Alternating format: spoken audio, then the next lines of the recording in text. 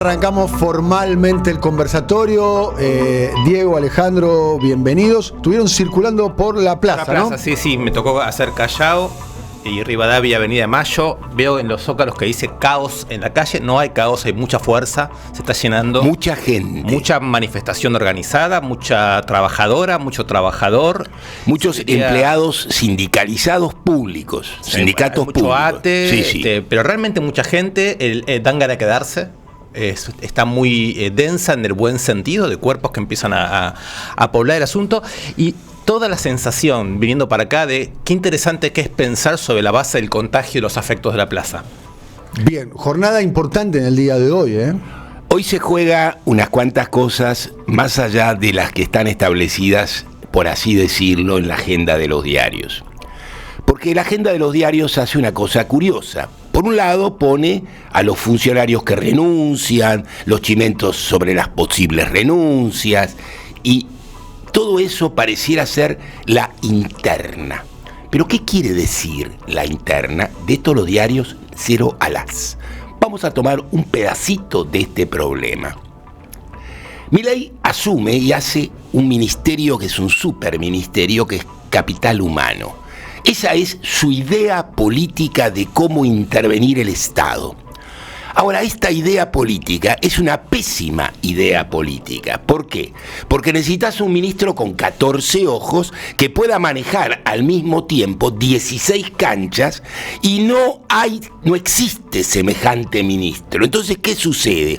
Se pisan entre sí los distintos funcionarios, y en lo que se llama la interna no es interna simplemente, es una pésima decisión de gestión, es la incapacidad de llevar adelante las tareas que el Estado tiene mientras existe. El planteo de dinamitar el Estado, cuando es simplemente desfinanciar, este no es un planteo, es una trivialidad que no hace más que descomponer el problema político. Y de ahí pasamos al problema de un gobierno que no solo no puede gestionar nada, sino que tampoco sabe hacer política. Y la prueba de que no sabe hacer política es las enormes dificultades que tiene en un Congreso absolutamente dispuesto a colaborar. Bien, me gustaría tomar algunas cosas de lo que está diciendo Alejandro en función de lo que está pasando. Estas son imágenes de lo que está sucediendo un poquito más temprano. Esto es muy temprano, sí.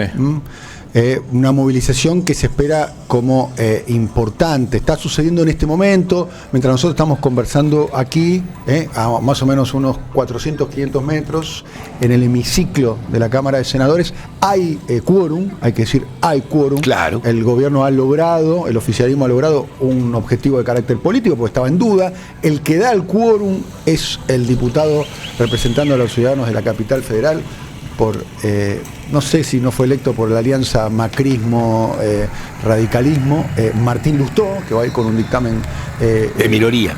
De minoría, que es una operación estética. Sí, y hasta un cierto... Es verdad, es una operación político-personal donde Lustó juega mostrando... No, y habilita el quórum. Claro. Habilita el quórum. Lo primero que hace. El primer efecto político es que hoy hay quórum. Y al habilitar quórum muestra de qué lado de la cancha juega. Claro. Primer asunto. Pero hay un segundo asunto. Él tiene un pronóstico a la mala del tallador. ¿Qué quiere decir? Él está sabiendo que tiene que jugar a la mayor distancia posible sin sacar los pies del plato. Y esto es lo que está haciendo. Me gustaría hablar un poco de este plato que dice Alejandro en función de lo que se vota hoy, porque lo que se vota hoy no deja de ser un muestreo de cómo se toman las decisiones en este momento en la Argentina. Ese es el mecanismo de la toma de decisiones. Por un lado, las imágenes de la plaza que veíamos vacía, pero ya a esta altura, como decíamos desde el comienzo, ya está bastante llena, y seguro durante el día de hoy se va a ir llenando mucho. Si es una plaza muy grande, con policía, con vallados, una plaza en expansión. Y del otro lado lo que tenemos es la pregunta: ¿por qué este Parlamento, que le podría votar en contra el DNU, que podría hacer caer esta ley, por qué se mantiene en este equilibrio tan extraño, con tanta gente afuera, con tantas razones para no votar una ley que, recordemos, implica ampliación de legislación represiva, lavado de capitales, incentivo para grandes capitales, no pago garantías que los grandes capitales, porque ahí, fíjate, ¿qué es lo que oculta este tratamiento especial al capital que se supone va a invertir? Sí. El primer dato que todos olvidan con prudencia es que hay 600.000 millones de dólares de argentinos en el sistema financiero internacional. Si este es un gobierno tan maravilloso y es un gobierno tan pro capital y viene tan fenómeno y hace todo lo que tiene que hacer, ¿por qué de estos 600.000 millones no viene uno solo? Y hay que ofrecerle las garantías que estos ya tienen porque están afuera. Entonces, el primer dato es, aquí hay olor a trampa. Simplemente lo que le proponen a los que no aceptan el negocio y votan con los pies con la plata afuera es, te vamos a garantizar la plata, por eso la podés traer. Sí, y me gustaría ver la otra parte del asunto, que es por qué teniendo número suficiente como para impugnar esta no política o mala política que vos recién relatabas sobre cómo el grupo de Milei gestiona el Estado, se sostiene esta situación. ¿Por qué hay sostén parlamentario? ¿Por qué existe sostén parlamentario cuando, insisto, hay 2 o 3 entradas posibles? No solo sostén parlamentario, no solo sostén parlamentario, sino que el nivel de protesta y de resistencia callejera al proyecto de Milei no está a la altura de la transformación y la velocidad que propone el gobierno de Milei. Pero eso voy.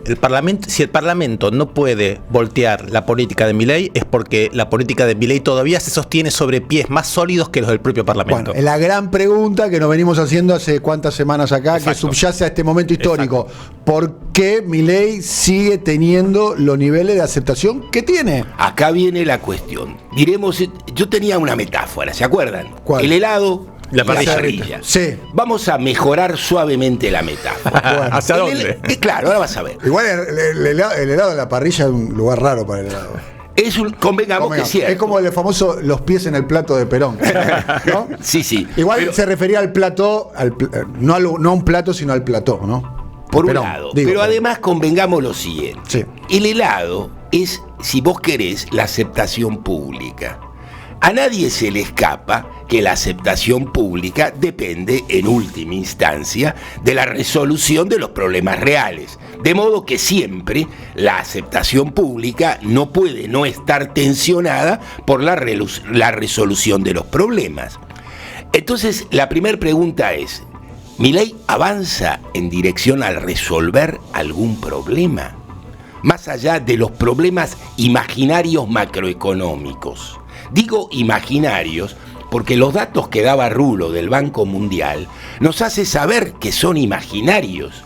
Salvo de verdad que alguien crea que el Banco Mundial es una cueva de marxistas, está realmente borrachito.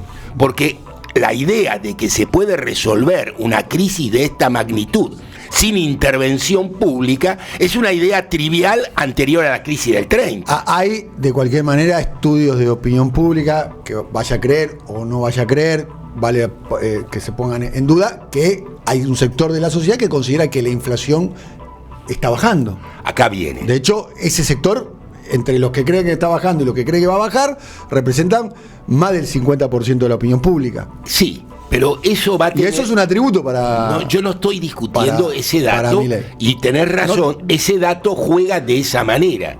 Pero convengamos que una mala lectura del semáforo no te impide, más bien te garantiza que en la esquina te lleve puesto el auto. ¿Cómo es, Alejandro, la mutación de la metáfora que traía de la parrilla y del helado? Ahí va. Entonces, lo que muestran las encuestas, cuando vos las lees desagregadamente, es que en rigor de verdad, la imagen de Milei está cayendo sectorizadamente en distintos lugares. Lo que estamos viendo es que el efecto de la parrilla sobre el helado no es simplemente una idea. Esto no quiere decir que se termine el helado, pero muestra que cuando el helado empiece a derretirse un poco más, esto es, cuando caiga alrededor del 30%, con esta situación general, la dinámica va a tender, porque vos hiciste un planteo enormemente claro, Dani. Dijiste, la movilización que existe comparada con la ofensiva general contra es bajísima.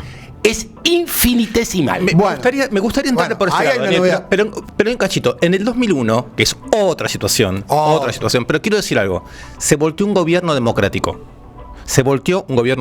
Lo primero que quiero decir... Lo volteó la crisis. Por eso, lo primero que quiero decir es que hablemos abiertamente sobre el problema de que no sabemos qué va a ocurrir si en algún momento el gobierno de Milei no puede seguir. Por ejemplo, si no le votan la ley, por ejemplo, si hay problemas económicos serios. Es decir, hay muchas razones por las cuales todos sabemos que este gobierno podría interrumpirse antes de mandato. Y acá quisiera decir una cosa. Si eso ocurriese en momentos de expansión de la protesta social, no sería golpismo. Quisiera que hablemos de esto porque... Despacito. El problema del golpismo, una cosa es que la Constitución marca la duración de un gobierno. Sí. La Constitución tiene a su vez un conjunto de protocolos que permiten destituir al presidente en términos absolutamente legales, que llamar a eso golpismo es... Por eso digo, simplemente... exactamente digo, el 2001 es un recuerdo sobre que eso no sería golpismo. ¿A qué voy? ¿Qué pasó? No quiero pasar por alto que estas imágenes que estamos viendo en este momento, porque a mí me parece que tenemos que describir las escenas de lo que están pasando. También. En este momento está hablando el presidente Javier Milei, si quieren lo podemos poner al menos 30 segundos. Sí, claro. Está hablando en un foro de finanzas, el presidente Javier Milei, en un foro de finanzas, diciendo, infiero que lo que dice siempre, a ver. De seguridad. Y esto lo coordinamos con el Ministerio de Infraestructura para que en los distintos medios de transporte... Bueno, está diciendo lo que dice siempre en una feria. En otro lugar de Ciudad Gótica se está dando la sesión, sí, exactamente. En el Senado. Sí, a lo que iba es a que ni el peronismo en el plano electoral inmediato, ni el Parlamento tiene hoy cómo sustituir el gobierno de Milei. No. El gobierno de Milei está siendo sostenido por todo el conjunto de la política argentina por ahora. Sí. No existe ninguna posibilidad en este momento de sustituir a Milei. Entonces, la pregunta es ¿por qué? Ahí está la clave del meollo. Yo tendría 3 o 4 cosas. Bien. La primera que podemos arrojar es que no tienen un programa demasiado distinto al que tiene el propio Milei. Bien. El segundo es, y más grave, esta segunda hipótesis. El candidato de la que sería la oposición, Sergio Massa, dijo en el debate presidencial: yo voy con un presupuesto de déficit cero. Así es, conviene recordarlo. Pero hay un segundo elemento que es, una de las cosas que nosotros siempre explicamos en el fenómeno de Milei, es que Milei expresa la crisis de todos los partidos de gobierno. Y la crisis de todos los partidos de gobierno no puede no ser también la crisis del programa de los partidos de gobierno. Lo que estamos diciendo es que el bloque de clases dominantes no tiene para nada en claro cómo se sale de esta crisis. Y ninguno de sus partidos sabe en rigor de verdad qué es lo que tiene que hacer. Bien. Alguien estuve hace poco en un Castapalooza, una reunión donde había muchos exfuncionarios del gobierno de Alberto Fernández y personas así, segundas y terceras líneas de la experiencia política anterior, y alguien dijo no hay oposición y tampoco hay alternativa. Y creo, porque la sociedad todavía no ve una alternativa. Pero podemos rascar ahí en qué quiere decir que no hay alternativa, porque digamos esto, si Milei significa la impugnación de todo el resto del sistema político, de todos los partidos políticos, de manera tal que todos los bloques de diputados, les guste más o les guste menos lo que Milei hace, estén en favor de hacer algo parecido o estén en favor de hacer algo diferente, todos ellos están siendo impugnados cada vez que Milei habla y les dice: nido de ratas, ustedes son los responsables de los últimos 20 años. Pero la novedad es que de los 100 años. Pero un cachito. La pregunta ahí es, la parte de la sociedad en la que Milei se apoya, que es la única parte de la sociedad que tiene consistencia como para sostener algo en la política argentina, incluso contra el Parlamento, ¿tiene la idea de que los bienes públicos que el Estado le ofrecen son bienes públicos pésimos, de mala calidad, y que hay responsables de eso? Para mí la pregunta es esta: ¿hay otra parte de la sociedad que pueda decir, es cierto, los bienes públicos de estos últimos 20 años fueron precarios, mal financiados, decadentes, pero a diferencia de la mitad que vota Milei, podemos tener el programa de hacer de esos No bienes te públicos cree, ese es una el- riqueza social. Eso es lo que no te cree. Es lo que no cree la parte que apoya a Milei. Y no La creen otra- los otros. Hasta acá viene este es el delicado problema. Bien. Cuando vos dijiste durante 40 Me años, gustaría poner en duda igual lo que dijo Diego.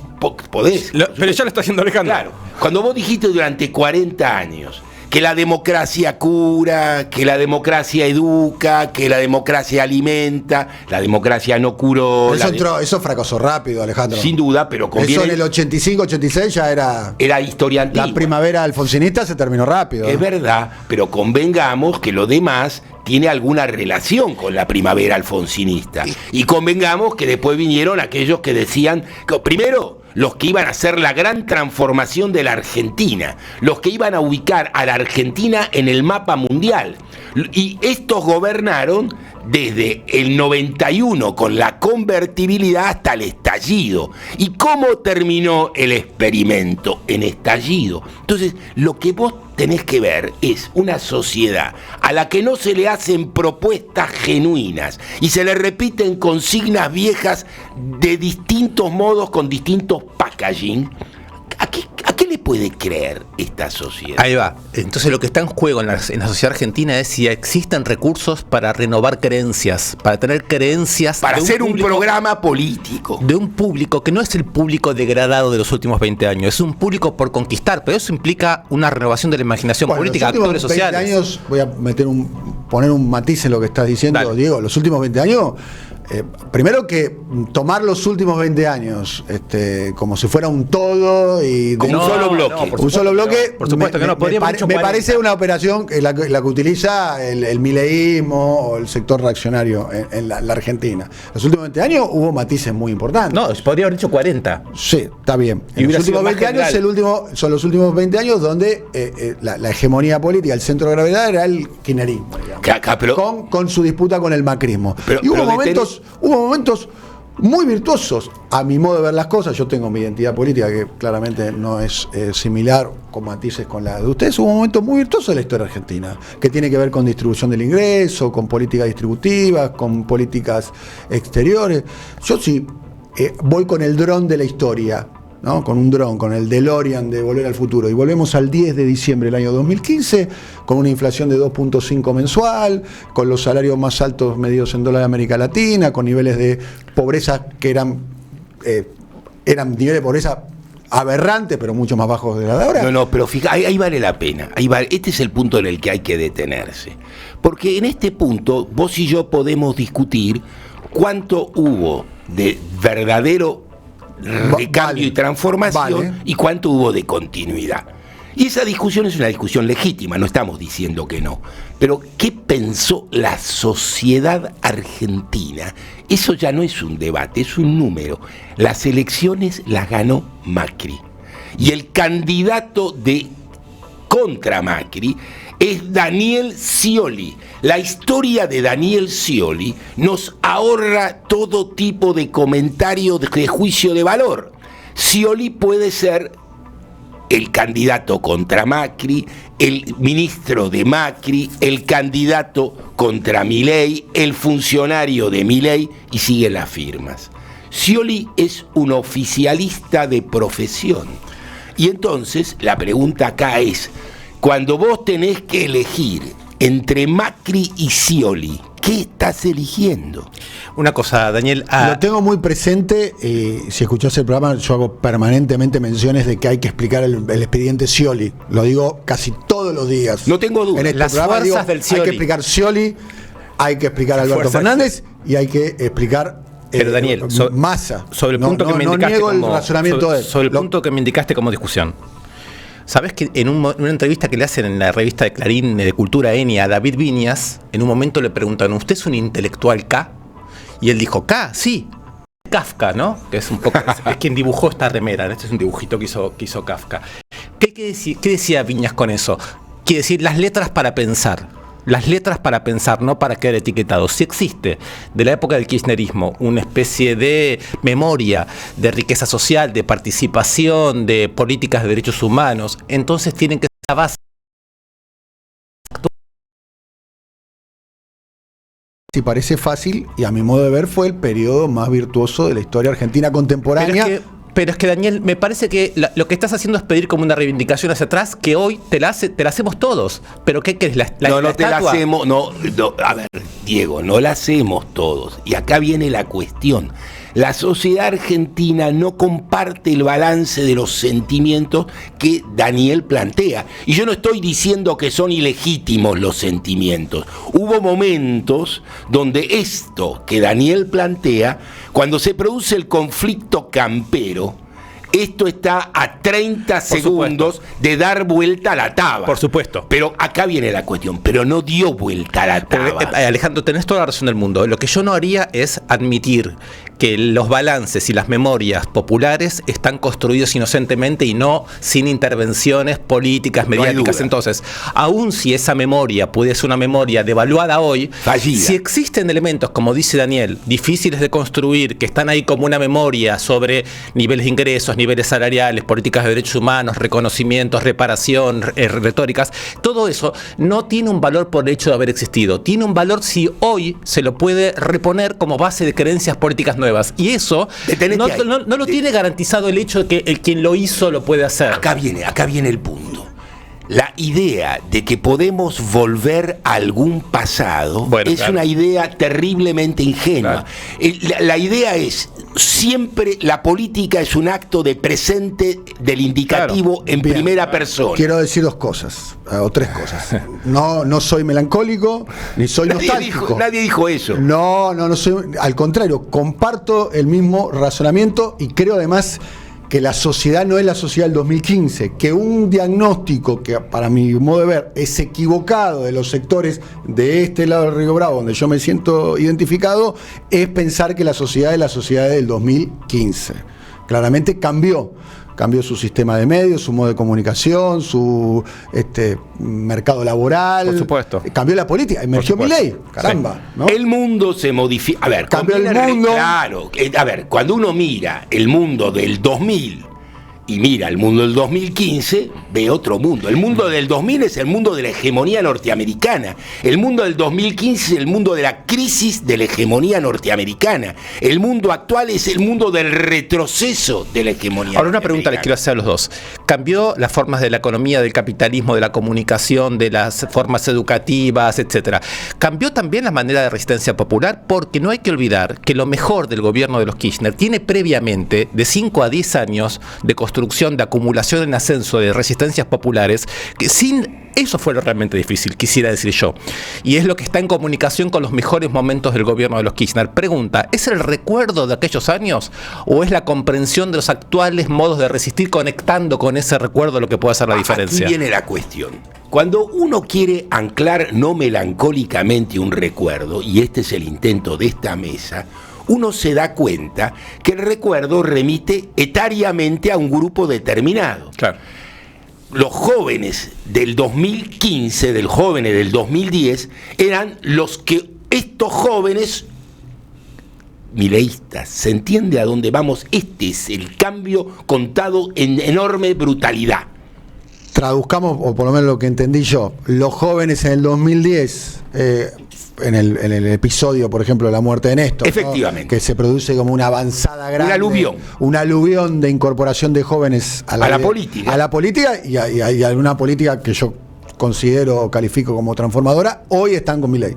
Ese es el punto. O pareciera ser que algunos están con Milei. Aquí viene la cuestión. Entonces, la respuesta no puede ser la que le dieron a los jóvenes del 2010. La respuesta es aquí, ahora. Sí, y ahí viene el otro punto. Para eso hay que tener un programa diferente. Claro. Y ese programa diferente tiene que ser una idea compartida de los nuevos jóvenes dinámicos. Sí, quisiera agregar una generación, lo estoy haciendo de vuelta, como para marcar que cada generación viene con un ciclo político nuevo. Tenemos la generación que hizo quilombo en el 2001, eran jóvenes de los barrios más humildes, de los conurbanos, de todas las grandes ciudades. Un segundo, Ale, con esto. Estos jóvenes hacían política. No es verdad que los jóvenes empiezan a hacer política en 2010. No es verdad, son otros jóvenes. Pero los jóvenes de los barrios populares que estaban en los piquetes eran jóvenes que hacían política. Luego viene la juventud del kirchnerismo, la juventud de la inclusión, la juventud de la voluntad de hacer política progresista, etcétera. Y ahora tenemos la juventud de Milei. En cada una de esas tres juventudes se articula una afectividad con un programa político. Así es. La decepción de la democracia se articuló con un programa brutalista neoliberal de Milei.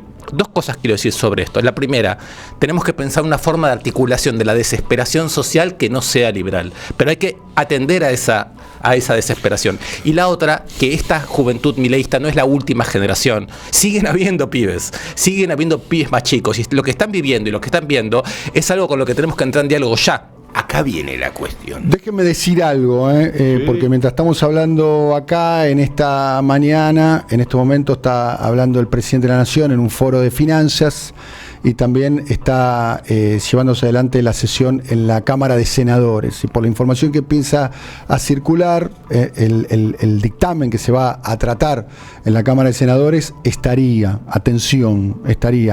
afuera de las privatizaciones la empresa Aerolíneas Argentinas, Radio y Televisión Argentina, pública, RTA, claro.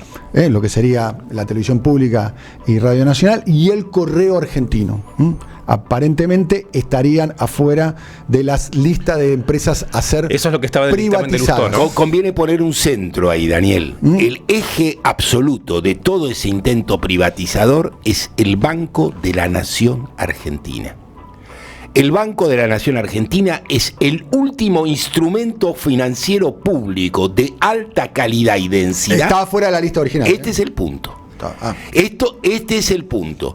Cuando Milei habla de destruir al Estado, la metáfora es destruir los instrumentos políticos que permiten la intervención del Estado en el sentido del sentido proactivo económicamente. Sí, porque el RIGI también es construir Estado, pero otras funciones del Estado. Es construir Estado entregándole la iniciativa al capital privado sin control. Sin control de lo que hace el capital y con mucho control de lo que la calle puede hacer en contra del capital. Así es, exactamente. El único derecho que se legitima allí, el único derecho que se defiende es el derecho de la propiedad privada, pero no de cualquier propiedad privada, de la propiedad privada monopólica altamente concentrada. Bueno, mientras estamos aquí debatiendo, estamos viendo imágenes, va a ser un largo tratamiento, porque además se trata de dos leyes, ¿no? Que se van a tratar. También está la reforma fiscal. Está hablando Martín Lustó, una pieza clave, ¿no? Porque es el senador radical que propuso un dictamen propio por la minoría, pero de algún modo también generó con su presencia la posibilidad, habilitó con su presencia el quórum, ¿no? Es decir, es un hombre que de ninguna manera está dispuesto a voltear el DNU, pero al mismo tiempo de ninguna manera va a permitir, o ese es al menos su intento. Sí, igual, un pequeño detalle, el DNU, el Senado lo rechazó, claro, y lo había votado en contra Martín, la ley base. Sí, señor, es un furcio de mi parte. Sí. Entonces, lo que estamos viendo es el intento de ayudar, regular el programa de gobierno para que este programa pueda ser eficaz. Y cuando el programa, vía la incapacidad de gestión, choque la calecita, el que acompañó críticamente vendría a ser el que tiene el derecho a disputar la continuidad. El hombre está jugando a futuro. El hombre se está candidateando a sucesor de Milei. Sí, me parece que vale decir que logra... los estudios de opinión pública Lustó aparece como los políticos con peor imagen. Sí, ¿no? pero acá estuvo sentado Juan Manuel Abal Medina con nosotros hace un par de meses, sí. Y él dijo, la alianza parlamentaria para el 25 será amplia y muy amplia, ¿no? Entonces yo no sé, digamos, en esta idea de la política parlamentaria que Juan Manuel traía en aquella oportunidad, no sé cómo se va a ir armando un frente, una coalición, ¿qué se está pensando por ese lado? Fíjate, así como la alianza del 2019 fue el pan-peronismo estallado todo junto, ahora pareciera ser que sería algo así como la alianza pan-democrática toda junta. Se viene, voy a decir una ironía, si se me permite, se viene una unión democrática. A ver, el único problema que tiene esta unión democrática es que del otro lado no está Perón. Bien, porque un poco lo que pareciera ser que viene como salida electoral para enfrentar al mileísmo es lo que se vio la semana pasada con ese acuerdo entre, llamémoslo, el pichetismo, Monzó, La gente razonable. los peronismos, Pongo una un hipótesis. sector del radicalismo. ¿Qué pasa si esa alianza parlamentaria, que es la que ya hizo la intervención sobre el tema de jubilaciones, lograse voltearle hoy la ley a Milei? Pero no quiere hacer. No, ya sé, pero voy a eso. ¿Por qué no quiere? Eso es central, no quiere. Esto- No, es que ahí voy. Es central, no Ahí quiere. voy. Poder puede. Pero ¿por qué no quiere a eso hoy? ¿Por qué no Porque, quiere? a ver, ¿Qué pasaría si lo volteara? Esto es una hipótesis, Sí. y como todas las... Estar en la cabeza de otro es una cosa que no me ha sido dada, pero puedo hacer el intento. La pregunta es, ellos creen que el helado se derrite muy lentamente, y como el helado se derrite muy lentamente, hay que acompañar y sostenerse en la parte del helado que resiste y mostrar que ellos no son los que ponen palos en la No rueda, son los golpistas. son los que intentan corregir el rumbo. Yo te voy a decir algo. Si estuviéramos en el café de la esquina, a veces cuando terminamos el programa nos vamos Sí. a tomar un café con Alejandro y con Diego, les diría, el nivel de consenso en la dirigencia política con el ajuste que está haciendo Milei es mucho más alto del que se expresa públicamente. Bien, bueno, Por un lado. ¿por qué? Eso diría, ¿Por como, qué? ¿Pero exactamente. por qué? De El vuelta. apoyo que tiene Milei bajo cuerda es mucho más alto del que Pero, compañeros, se expresa eso es parlamentariamente. así, es porque es el único Esto es lo que yo creo como hipótesis. No, no, yo, perdón, yo creo que esto no es una argentino que hipótesis. puede gobernar la Argentina hoy. Perdón, no te escuché. Es el único dirigente político que puede gobernar la Argentina hoy, si no ya estaría Escuchá bien lo que recambiándolo. dije, Diego. Si vos decís que este es el único Sí. dirigente que puede gobernar la Argentina, Sí. lo que estás Hoy. diciendo Sí. es que la Argentina no está siendo gobernada. Exacto. Wow. Exacto. Wow. Pero no estamos diciendo eso, el que el De Parlamento alguna no manera. está en condiciones de sustituir la figura de Milei, incluso cuando hay causante de juicio político, incluso cuando tuvieran los votos. Pero acá- no, no tienen la voluntad de interrumpir esta forma de gobernar. Lo que nos dijo Dani, fíjate, el helado tiene, ponele 45%, que es descomunal, porque nadie puede creer que en un país de 47 millones O más. o hay 25 o 20 que son multimillonarios que tienen plata en la offshore, ¿sí? No es eso. Entonces, si el consenso, fíjense, para obtener la mayoría necesita más que el 45%. Y aquí está donde el dato de la hipótesis de Daniel se certifica. Milei no cae simplemente porque los que se le oponen lo único que intentan es afinar y corregir el rumbo.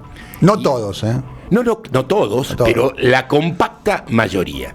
A mí me da la impresión de que no se lo puede voltear a Milei porque no existe ninguna forma política de recambio en el corto plazo. Por lo Además, tanto, no. hay que sostenerlo incluso para ¿Y cuál quienes- sería? Pero además Por eso digo, no existe. ¿Cómo va a caer un gobierno que tiene 45 o 50 puntos de aprobación? O 40. Para que caiga tiene que tener 8. No hace falta 8. Es que no es así. Si tiene menos de 30 ya empieza a tener problemas. No es así. Con que no le voten Menos la de ley, 30. con que le hagan fracasar esta ley, nosotros no sabemos cómo continúa el liderazgo de Milei. Acá viene la cosa. Porque el liderazgo se plantea en distintas direcciones. Hay un tema que lo conversé. Tenemos unos 8 minutos por delante, pero es un tema que podemos conversar en profundidad en otro conversatorio que me parece un tema central de este momento histórico, que es el comportamiento de las clases dominantes, algo que ustedes conocen con mucha más profundidad, ¿no? Y es una oportunidad histórica para las clases dominantes de este país, claramente, ¿no? Porque tienen alguien que está dispuesto a llevar su proyecto político más allá de las discusiones que pueda haber en el interior de las clases dominantes por los intereses, el mundo agrario, la finanza, las empresas extranjeras, las empresas locales y demás. ¿Cuál es el punto? ¿Cómo leen esto las clases dominantes teniendo en cuenta que tienen una oportunidad de tener a alguien que tiene votos, que está dispuesto a llevar adelante su proyecto y además que tiene apoyo popular, porque tiene apoyo popular. No hay duda. Claramente, y no lo tiene que hacer secuestrando, tirando gente de los aviones como la dictadura, o engañando o arrastrando al peronismo como Menem. Pero a ver, cuando nosotros miramos ese Piolín, porque vos fíjate, enhebrás el Piolín bien, Bueno. Decís la dictadura, decís Menem, mostrás cómo hay un hilo de continuidad en esas políticas, pero al mismo tiempo lo que nosotros vemos es una curiosa situación. La primera curiosa situación es que las Fuerzas Armadas ya no son un actor político. La segunda situación que hace a la diferencia es verdad que un sector importante de la sociedad respalda esto, pero lo respalda simplemente por el fracaso de todo lo demás. Ese respaldo que existe no es consistente, no tiene posibilidades de sostenerse en el tiempo sin resolver. Y ahí es donde la parrilla termina teniendo la última palabra. Para decirlo de otro modo y no parecer un catastrofista ridículo, no se trata simplemente de lo que la mayoría cree.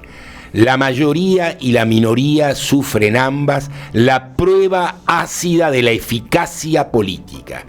La eficacia política es el límite de cualquier política.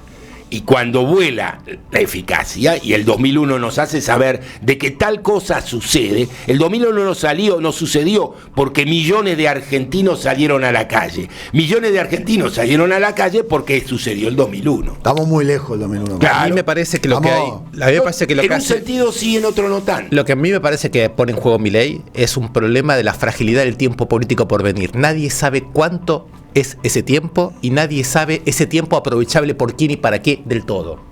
Entonces, a mi manera de ver, desde el punto de vista de las clases dominantes, tienen el mismo tipo de consenso respecto de Milei que tiene la clase política en su conjunto y buena parte de la sociedad. Es decir, este señor es el único punto de equilibrio que tenemos para hacer la mayor cantidad de negocios posibles, quién sabe de acá a qué tiempo. Ahora, ese tiempo es también el tiempo, y esto lo que quería decir desde el comienzo, es el tiempo en el cual puede haber un aprendizaje social y político, tema que cae sobre, entre otros, Axel Kicillof. O sea, ¿qué posibilidades hay en el tiempo de construir lo que Alejandro llama un programa, lo que yo llamo una conversación con una posibilidad de restablecer creencias en buena parte de la sociedad, o que no votó a Milei, o jóvenes que habiendo votado a Milei van a sufrir ahora la desocupación de una manera bastante brutal? Y los jóvenes que están entrando, porque conviene recordar de nuevo, la juventud es una enfermedad que se cura rápido. Ingresan nuevos candidatos al podio, sí, y se renuevan y jóvenes pasan a ser otros. La cuestión es esta: cuando empieza a haber una resistencia social o política más consistente, ¿las llamadas clases dominantes van a bancar a Milei? Cuando empiece a haber un conflicto más pesado, ¿el banque va a ser mayor? Todo eso son incógnitas. Lo cierto, vamos a escuchar un audio, pónganse los auriculares, vamos a escuchar un audio, el audio número 12, querido Silvio Soler, querido Guillermo Luis Bray, de lo que acaba de decir el presidente Milei.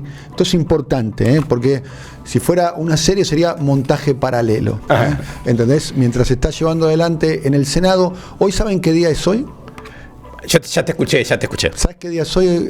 Tengo alguna idea. ¿Qué día es hoy? ¿El número? No. ¿Qué día homenaje soy? Pensando en el Patito Filiol, no sé. Hoy es el Día del Arquero, en homenaje a Amadeo Carrizo. Claro. O sea, en el Día del Arquero, ¿cuándo le van a sancionar una ley a Javier Milei? El Día del Arquero. Wow. Hoy. ¿Y Javier Milei de qué juega?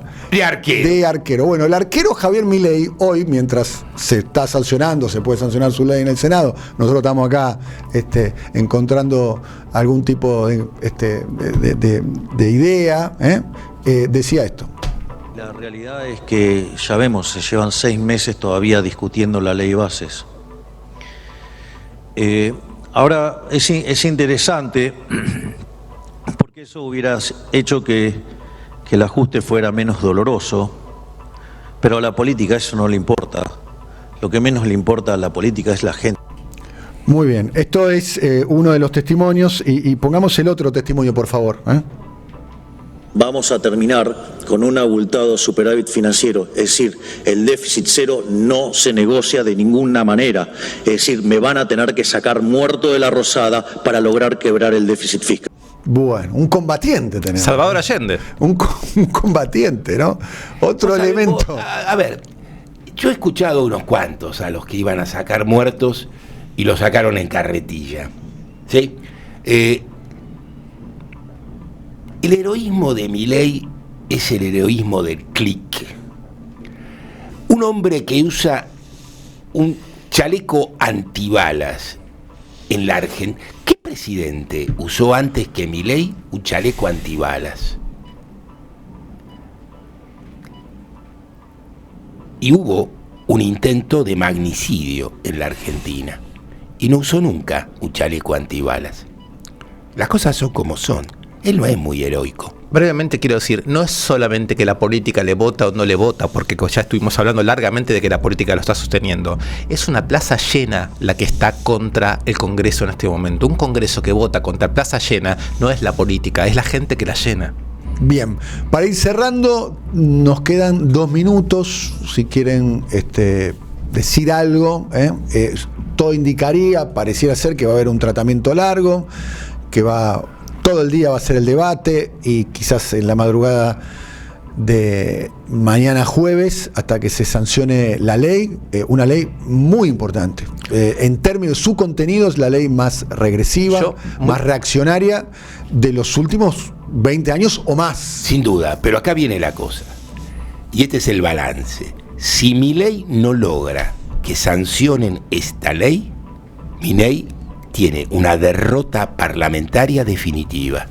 Bien. Y ahí el helado va a operar. Bueno. Yo creo que esta es la razón por la cual el sistema político lo va a sostener a Milei, pero veremos.